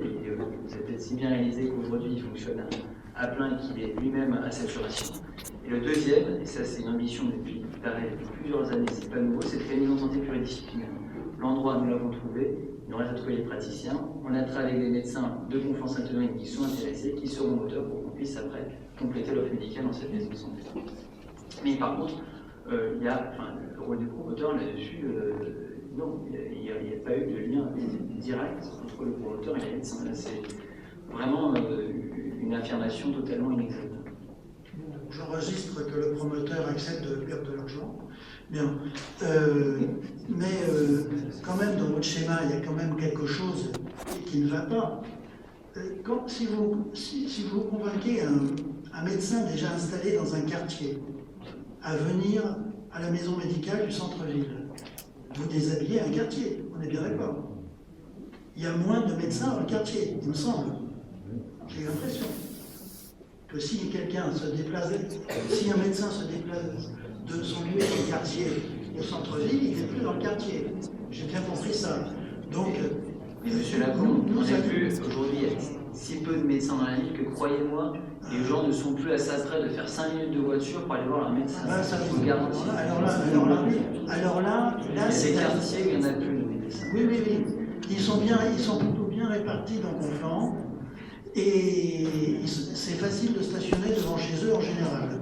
Ce sera beaucoup plus difficile de stationner dans un parking payant parce que les Conflanais souterrains, que les Conflanais n'aiment pas trop, parce que je vous rappelle quand même le gros échec du parking souterrain de la rue des Plateaux, Non, mais ça fait rigoler toujours M. Charrier.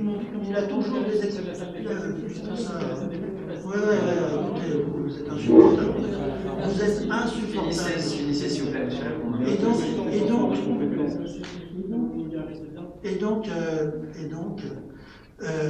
non seulement cette population malade et probablement vieillissante, puisque à Conflans quand même c'est plutôt vieillissant, aura du mal à aller en parking souterrain, d'autant plus que votre centre de santé, enfin j'appelle ça maison de santé, sera, si j'ai bien compris, en niveau 1, donc il faudra prendre des escaliers ou un ascenseur, ce qui complique les choses.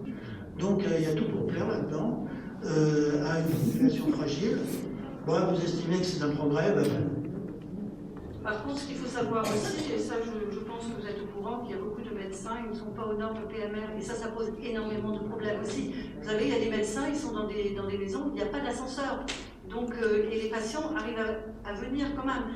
Donc, effectivement, les médecins peuvent être intéressés de Conflans parce qu'ils se disent aussi, là on va avoir, disons, des normes PMR, on va avoir un travail coordonné, et ça c'est important à l'heure actuelle, c'est ça. À l'heure actuelle, la médecine, c'est plus la médecine dans son cabinet, c'est la médecine en coordination avec tous les acteurs, du médico-social, du sanitaire, c'est ça. C'est un projet global de santé. Je suis désolée. C'est sur ce projet-là, d'ailleurs, on travaille même avec l'établissement d'un contrat local de santé qui sera prêt en février. Nous allons passer au vote sur la délibération numéro 14, qui est contre, 4 voix contre, qui s'abstient, 2 abstentions, qui est pour, 28 voix pour. Nous poursuivons avec la délibération numéro 15, qui porte sur la cession de local artisanal en copropriété formant le lot numéro 5 de la zone d'activité du renouveau à la société Isole France.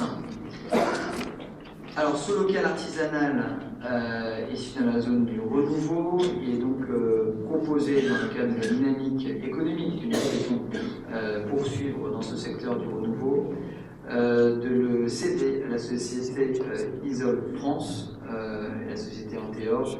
Monsieur Azera, le gérant des deux sociétés, ayant démontré son intérêt. Je rappelle que ces sociétés sont actuellement implantées au sein des lots 6, 7 et 12, et donc il y aurait une cohérence à ce qu'ils acquièrent ce lot numéro 5, sachant que ces sociétés ont une activité de fabrication de machines et de matériel pour l'isolation. Elles ont un besoin de locaux plus spacieux. Elles disposent aujourd'hui de 12 salariés, avec un objectif de 2 autres embauches à court terme. Le prix proposé est de 100 000 €. Monsieur Lacombe, vous souhaitez intervenir sur la délibération? Monsieur le maire, on vous a déjà expliqué à plusieurs reprises que nous étions contre la vente, contre l'affectation surtout que vous donnez à cette zone. Selon nous, elle devrait revenir à de l'habitat pour terminer le logement de centre-ville. Et ces activités devraient être resituées sur ce qui reste, parce que vous l'avez réduite, sur la partie de la zone des bouteries réservée à l'artisanat et à l'industrie. Donc, nous votons contre. Oui, effectivement, j'ai déjà expliqué que je n'étais pas d'accord avec votre position. Oui, bien sûr, on n'est pas d'accord là-dessus. On a moins de position constante sur ces sujets-là. On passe donc au vote de la délibération numéro 15. Qui est contre? Qui est pas contre? Qui s'abstient? Qui est pour? 30 voix pour. Nous continuons avec la délibération numéro 16 qui porte sur le transfert de propriété de l'aire d'accueil des gens du voyage à la communauté urbaine Grand Paris Seine-et-Oise dont la compétence a été transférée. Je laisse la parole à Monique Mille pour la présentation. Merci, Monsieur le maire. En vertu de l'article du Code général des collectivités territoriales, la communauté urbaine Grand Paris Seine-et-Oise exerce de plein droit, en lieu et place des communes membres, la compétence création, aménagement, entretien et gestion des aires d'accueil des gens du voyage. C'est ainsi que par convention du 24 octobre 2017, autorisée par la délibération numéro 6 du conseil municipal du 2 octobre 2017, la ville a dans un premier temps mis à disposition l'aire d'accueil des gens du voyage à la communauté urbaine et que cette cession sera réalisée à titre gratuit. Merci Monique. Monsieur Lacombe, vous souhaitez intervenir? Alors, la braderie continue. Encore une session gratuite à GPSO de biens communaux. L'aire d'accueil des gens du voyage a été créée par la municipalité de Michel Rocard, c'était il y a longtemps, et c'était une grande et noble idée, en conformité avec la loi promulguée à l'époque, obligeant les villes de plus de 2000 habitants, je crois, à créer de telles installations. Si toutes les communes avaient rempli leurs obligations, comme l'a fait Conflans, sous l'impulsion de Michel Rocard et de sa politique sociale, la question de l'hébergement des gens du voyage n'aurait pas cette acuité d'aujourd'hui, mais malheureusement, ce ne fut pas le cas. Et là, il faut bien remarquer qu'il y a une forte différence entre la droite et la gauche. À Conflans, oui, je vais vous dire pourquoi, parce qu'il y a eu une expérience pratique dans les environs. À Conflans, on réalisait une aire d'accueil des gens du voyage. Dans les villes alentours, on n'en réalisait pas. Je me souviens de Saint-Germain-en-Laye qui, bien des années plus tard, parce que tout ça, il y a des discussions pas possibles, bien des années plus tard, devait rendre des comptes et qui envisageait, sous la pression d'installer son aire d'accueil, de l'installer derrière, près de Conflans, derrière l'île du Vent, donc en lisière de Conflans. Finalement, avec regret, elle se disait devoir y renoncer, en invoquant la possibilité d'implantation du centre d'entraînement du Paris Saint-Germain. C'est vrai que c'était une priorité déjà. Et le centre d'entraînement du Paris Saint-Germain allant ailleurs, donc pas sur Saint-Germain, eh bien Saint-Germain a inventé ensuite des fouilles de tombes mérovingiennes, qui n'ont pas eu lieu non plus à ma connaissance. Il y a d'autres épisodes comme cela, je pourrais en citer, mais pour revenir à notre aire d'accueil, mes questions sont, que va-t-elle devenir? Comment sera-t-elle gérée en passant à GPSO? Car franchement, l'Interco ne se caractérise pas par son souci de proximité ni de social. Et la particularité de l'aire d'accueil conflanaise, du moins de ce que j'ai connu jusqu'en 2014, je ne sais pas ce que c'est devenu après, c'est qu'il y avait un fort accompagnement social. Que va devenir cet accompagnement alors que le social n'est a priori pas dans les compétences de l'Interco? J'ai entendu dire qu'elle gérait maintenant les aires d'accueil du... Bon d'accord, c'est l'encaisser les loyers, etc. Ça, c'est pas du social. Le social, c'est dans l'accompagnement. Donc nous avons toutes les raisons d'être contre cette délibération et nous voterons contre. Pour cela et aussi pour la session à titre gratuit, parce que franchement, ça commence à bien faire ce genre de choses. Merci M. Lacombe. Oui, alors vous disiez que l'obligation, historiquement, la Conflans est une obligation légale de mettre en place un accueil des gens de voyage, qui a été en lisière de Conflans d'ailleurs, dans le Paris Saint-Germain, l'accueil des gens de voyage, aujourd'hui est en lisière de Conflans. Et sur le territoire de Conflans, on est presque à HR. C'est sur le territoire de Conflans. Bien sûr. Et il y a des bâtiments, il y a des maisons d'habitation conflanaises. Je ne dis pas le contraire. C'est pour critiquer Saint-Germain, loin de moi, l'idée de défendre Saint-Germain-en-Laye. Les gens qui veulent le faire en lisière de leur ville, l'accueil des gens du voyage, elle est en lisière de Conflans-Sainte-Honorine. Le territoire de Conflans-Sainte-Honorine. En lisière. Non, dans un quartier de Conflans-Sainte-Honorine, que vous ignorez peut-être. Intégré dans le tissu urbain. Non, elle n'est pas intégrée dans le tissu urbain. Ça, c'est faux. Moi, j'y suis allé, je pense que vous n'êtes pas allé en 6 ans. Je ne pense pas qu'elle intègre le tissu urbain. Alors, moi, je plaisante. Donc, sur l'obligation, et de la même façon, c'est une obligation légale que les communautés urbaines exercent la compétence dédiée à la création et à la gestion des aires d'accueil des gens du voyage. Donc, je crois que vous n'avez pas bien compris le sens de la délibération parce que, comme l'a précisé Monique Lune, elle a été mise à disposition de cette aire d'accueil, elle est déjà gérée par la communauté urbaine.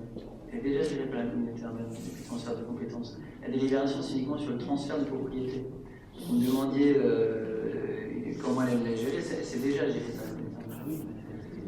Donc, le mode de gestion, ça fait depuis début 2017 qu'il existe. Hein. C'est pas, depuis 2016.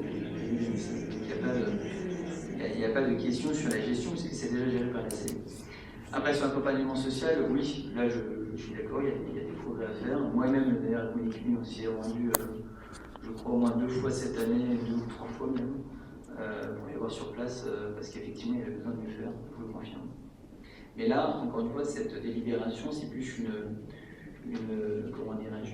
formalité, une régularisation de quelque chose qui n'a pas été fait jusqu'à présent, à savoir le transfert de propriété. Écoutez, nous sommes contre la régularisation. Oui, oui, bien sûr, mais je préférais... Et je vous ai précisé que je ne savais pas comment ça se passait depuis 2014, parce que depuis que vous êtes là, je n'ai pas de nouvelles de cette terre d'accueil des gens du voyage. Ni moi, ni personne d'ailleurs. Oui, donc vous avez été... Où voulez vous y aller? Parce que j'ai inversé. C'est vous le responsable. Alors, on va passer au vote de cette délibération numéro 16, qui est contre, 6 voix contre, qui s'abstient, qui est pour, 28 voix pour. Nous poursuivons avec la délibération numéro 17, portant sur une autorisation d'urbanisme, en l'occurrence les travaux de création d'une porte sectionnelle au sein du centre technique environnement des Goutteries. Je laisse la parole à Charles Prévost pour la présentation. Merci Monsieur le maire. En vue d'améliorer le fonctionnement du centre technique environnement situé zone des Goutteries, une étude a été menée par le service bâtiment. De cette étude, il ressort plusieurs propositions, dont celle, entre autres choses, de de créer une porte qui permette d'accéder au bâtiment. Cette délibération vise à autoriser Monsieur le maire à engager les procédures d'autorisation d'urbanisme nécessaires à la réalisation de ce projet. Cette porte vise notamment à permettre le stockage en intérieur de la grande scène estrade dont la ville est propriétaire. Merci. Merci Charles. Pas de demande d'intervention. Nous passons directement au vote. Qui est contre? Qui s'abstient? Qui est pour? Unanimité. Nous poursuivons avec la délibération numéro 18 portant toujours sur une autorisation d'urbanisme, en l'occurrence l'innovation des toilettes extérieures du stade Claude Fichot. Je laisse la parole à Bruno Lacqueur pour la présentation. Bonsoir, merci Monsieur le maire. Donc, considérant que dans le but d'améliorer le fonctionnement des terrains de rugby du stade Claude Fichot et en sécurisant l'accès aux vestiaires, il est proposé de rénover les toilettes extérieures, lesquelles étaient inutilisables depuis plusieurs années, de les rendre accessibles aux personnes à mobilité réduite. Merci Bruno. Pas de demande d'intervention. On passe au vote de cette délibération numéro 18. Qui est contre? Qui s'abstient? Qui est pour? Unanimité. Nous poursuivons avec la délibération numéro 19, encore une autorisation d'urbanisme, cette fois-ci portant sur l'installation de conteneurs de stockage du matériel sportif et d'entretien des espaces verts du gymnase Pierre Lequet. L'ordinateur est là, pour la présentation. Considérant que dans le but d'améliorer le fonctionnement et de répondre à une prescription de la commission de sécurité du gymnase Pierre Lequet, il est proposé l'installation de containers pour le stockage de matériel sportif et d'entretien des espaces verts. Merci Bruno. Pas de demande d'intervention. Nous passons au vote. Qui est contre? Qui s'abstient? Qui est pour? Unanimité. Nous passons à la délibération numéro 20 qui porte sur la demande de renouvellement de la labellisation du 5 espaces info jeunes par la direction régionale de la jeunesse, des sports et de la cohésion sociale. Je laisse la parole à l'élu de la jeunesse, Jérémy Michel, pour la présentation. Merci Monsieur le maire, bonsoir à tous. Afin de mieux répondre aux besoins des jeunes et des territoires, le label information jeunesse a fait l'objet d'une refonte. L'objectif structurant est de proposer à chaque usager une réponse à la fois individualisée et inscrite dans un contexte local. Je rappelle que l'espace Info Jeune propose des ressources documentaires, des plaquettes et un accès à l'information de façon générale. Le décret du 19 avril 2017 relatif à la labellisation des structures information jeunesse a défini les conditions et modalités par lesquelles les structures de droit public ou de droit privé, dont l'objet est d'informer les jeunes, peuvent solliciter la labellisation par l'État. Peuvent ainsi en bénéficier des structures qui garantissent à tous les jeunes un accès à une information à la fois généraliste, objective, fiable et de qualité, touchant les domaines de leur vie quotidienne. Le label information jeunesse est accordé pour une durée de 3 ans. C'est le cas du renouvellement pour nous. La demande de la labellisation est adressée à la Direction régionale de la jeunesse, des sports et de la cohésion sociale d'Île-de-France. Dès lors, il nous est proposé au conseil municipal de solliciter de l'État le renouvellement de la labellisation du 5 Espace Info Jeune. Je vous remercie pour votre attention. Merci Jérémy pour la présentation. Pas de demande d'intervention, je propose de passer au vote de cette délibération numéro 20. Qui est contre? Qui s'abstient? Qui est pour? Unanimité. Nous terminons avec le point numéro 21, question orale du groupe Conflans Énergie Populaire. Merci Monsieur le maire. Je voulais vous poser une question relative à la fermeture de 2 classes à Conflans. Les ouvertures et fermetures sont décidées par l'Éducation nationale après transmission des effectifs prévisionnels par la mairie. Si l'Éducation nationale est décideur en la matière, la mairie joue aussi un rôle essentiel, car elle vote la sectorisation scolaire, alerte sur les situations spécifiques et anticipe les évolutions d'effectifs. Sur Conflans, 2 fermetures de classes maternelles ont été proposées en juin, au Longchemin et au Confluent. Dès le mois de juin, les parents se sont mobilisés, car de nouveaux arrivants, durant les mois de juillet et août, pouvaient augmenter la moyenne par classe. À ce moment, la mairie aurait dû alerter sur ces risques de hausse d'effectifs au vu des logements sectorisés. Rien n'a été fait. Aussi, faute d'un relais par l'équipe municipale, les parents n'ont pas été entendus et les 2 classes ont bel et bien fermé. À la rentrée, comme l'avaient craint les parents, de nouveaux enfants ont été inscrits et les moyennes par classe de maternelle dans ces 2 écoles sont actuellement de 30 à 32. Par exemple, à l'école du Confluent, ce sont 7 enfants qui ont été inscrits depuis la rentrée. On apprend qu'aujourd'hui, il y avait une classe de 33 enfants en grande section, en classe à Longchemin. Et pourtant, Monsieur le ministre de l'Éducation nationale a annoncé le plafonnement des grandes sections à 24 pour cette rentrée. Alors comment se fait-il que nous en soyons à plus de 30 ? Un courrier de soutien du maire a finalement été envoyé en septembre au directeur académique de l'Éducation nationale, et ce alors que, je vous le rappelle, les parents avaient pour leur part alerté l'académie depuis le mois de juin. Et encore, ce courrier ne concernait que l'école du Longchemin, alors que le Confluent se trouve exactement dans la même situation. Enfin, ce courrier très évasif n'avait aucune chance d'aboutir. Il aurait dû être argumenté par une réelle prospective qui alerte l'Éducation nationale. Cette problématique illustre les dysfonctionnements actuels sur Conflans, une absence de vision prospective, des effectifs, et d'une gestion pertinente de la carte scolaire de la ville par la municipalité, une absence de soutien aux parents d'élèves et de leurs associations, une absence de transparence puisque les effectifs et les moyennes par classe sur Conflans ne sont jamais communiqués. Enfin, le fonctionnement de ces classes surchargées rend encore plus nécessaire la réouverture des 18 postes d'ATSEM supprimés au cours du mandat. À ce jour, certaines classes à 32 enfants fonctionnent avec des ATSEM présents uniquement quelques après-midi par semaine. Aussi, nous vous demandons quelles démarches ou mesures vous envisagez de prendre pour la réouverture des 2 classes maternelles dans les écoles du Longchemin et du Confluent, en application des annonces gouvernementales plafonnant les grandes sections à 24 enfants par classe. Avez-vous, dans ce cadre, mandaté une étude de prospective scolaire qui permette d'anticiper les évolutions? Si oui, serait-il possible enfin de la communiquer? On ne voit pas en quoi c'est un secret d'État. Quel travail sur la carte scolaire est prévu dans les prochains mois pour éviter que cette situation se reproduise? Comment les parents et les enseignants seront-ils associés? Allez-vous mettre enfin en place une concertation digne de ce nom avec les parents et les enseignants sur la gestion des effectifs et de la carte scolaire de la ville? Vous savez, ces associations ne sont pas incompétentes puisqu'elles avaient relevé le problème avant vous. Et enfin, allez-vous réouvrir les postes d'accès supprimés au cours du mandat, à minima pour les écoles dont les effectifs sont en tension? Je vous remercie de votre attention. Merci M. Caonec. La parole est à Josette Simon pour la réponse. Mes chers collègues, bonsoir. M. Caonec, bonsoir. Comment dire, vous affirmez beaucoup de choses sans disposer des bonnes informations et c'est bien regrettable. En effet, vous citez 2 classes conflanaises qui ont été fermées par décision de l'Académie de Versailles en fonction de l'évolution des effectifs scolaires et des critères du ministère de l'Éducation nationale. Donc vous mentionnez une école à Longchemin, et une autre, une autre école au Confluent. Donc je corrige, il s'agit donc d'une école à Longchemin au mois de juin et aussi d'une autre école au Plateau du Moulin au mois de juin. Il n'y avait pas mention du Confluent comme vous l'affirmez.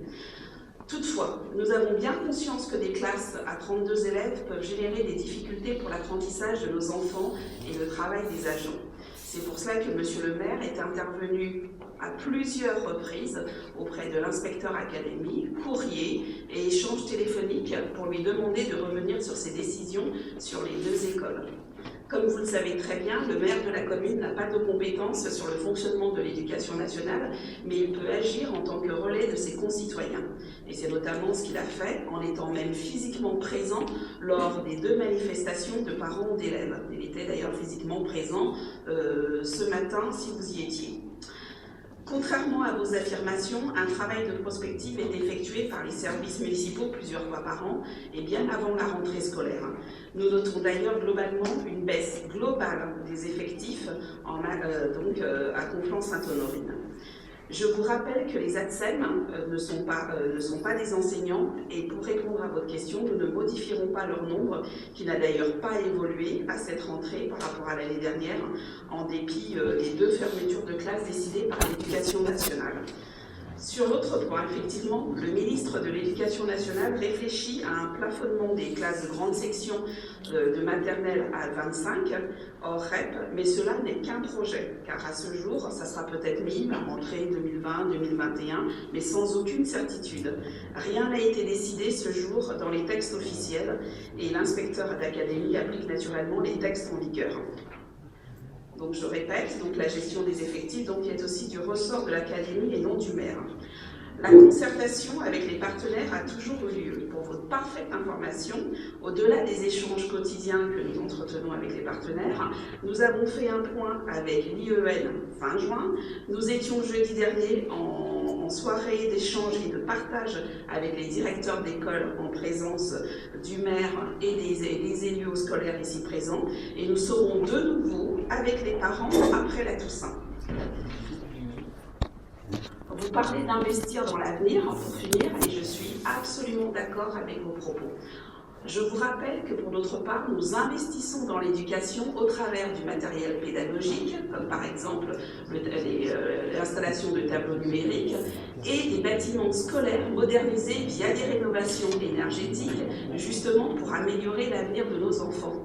Je souligne d'ailleurs que la scolarité est le premier budget d'investissement et le premier budget de fonctionnement de la ville. Merci. Merci Josiane pour cette réponse complète. On en a fini donc avec cette séance du conseil municipal. Prochain conseil le 18 novembre 2019 à 21h ici même, salle des fêtes. Merci, bonne soirée à tous.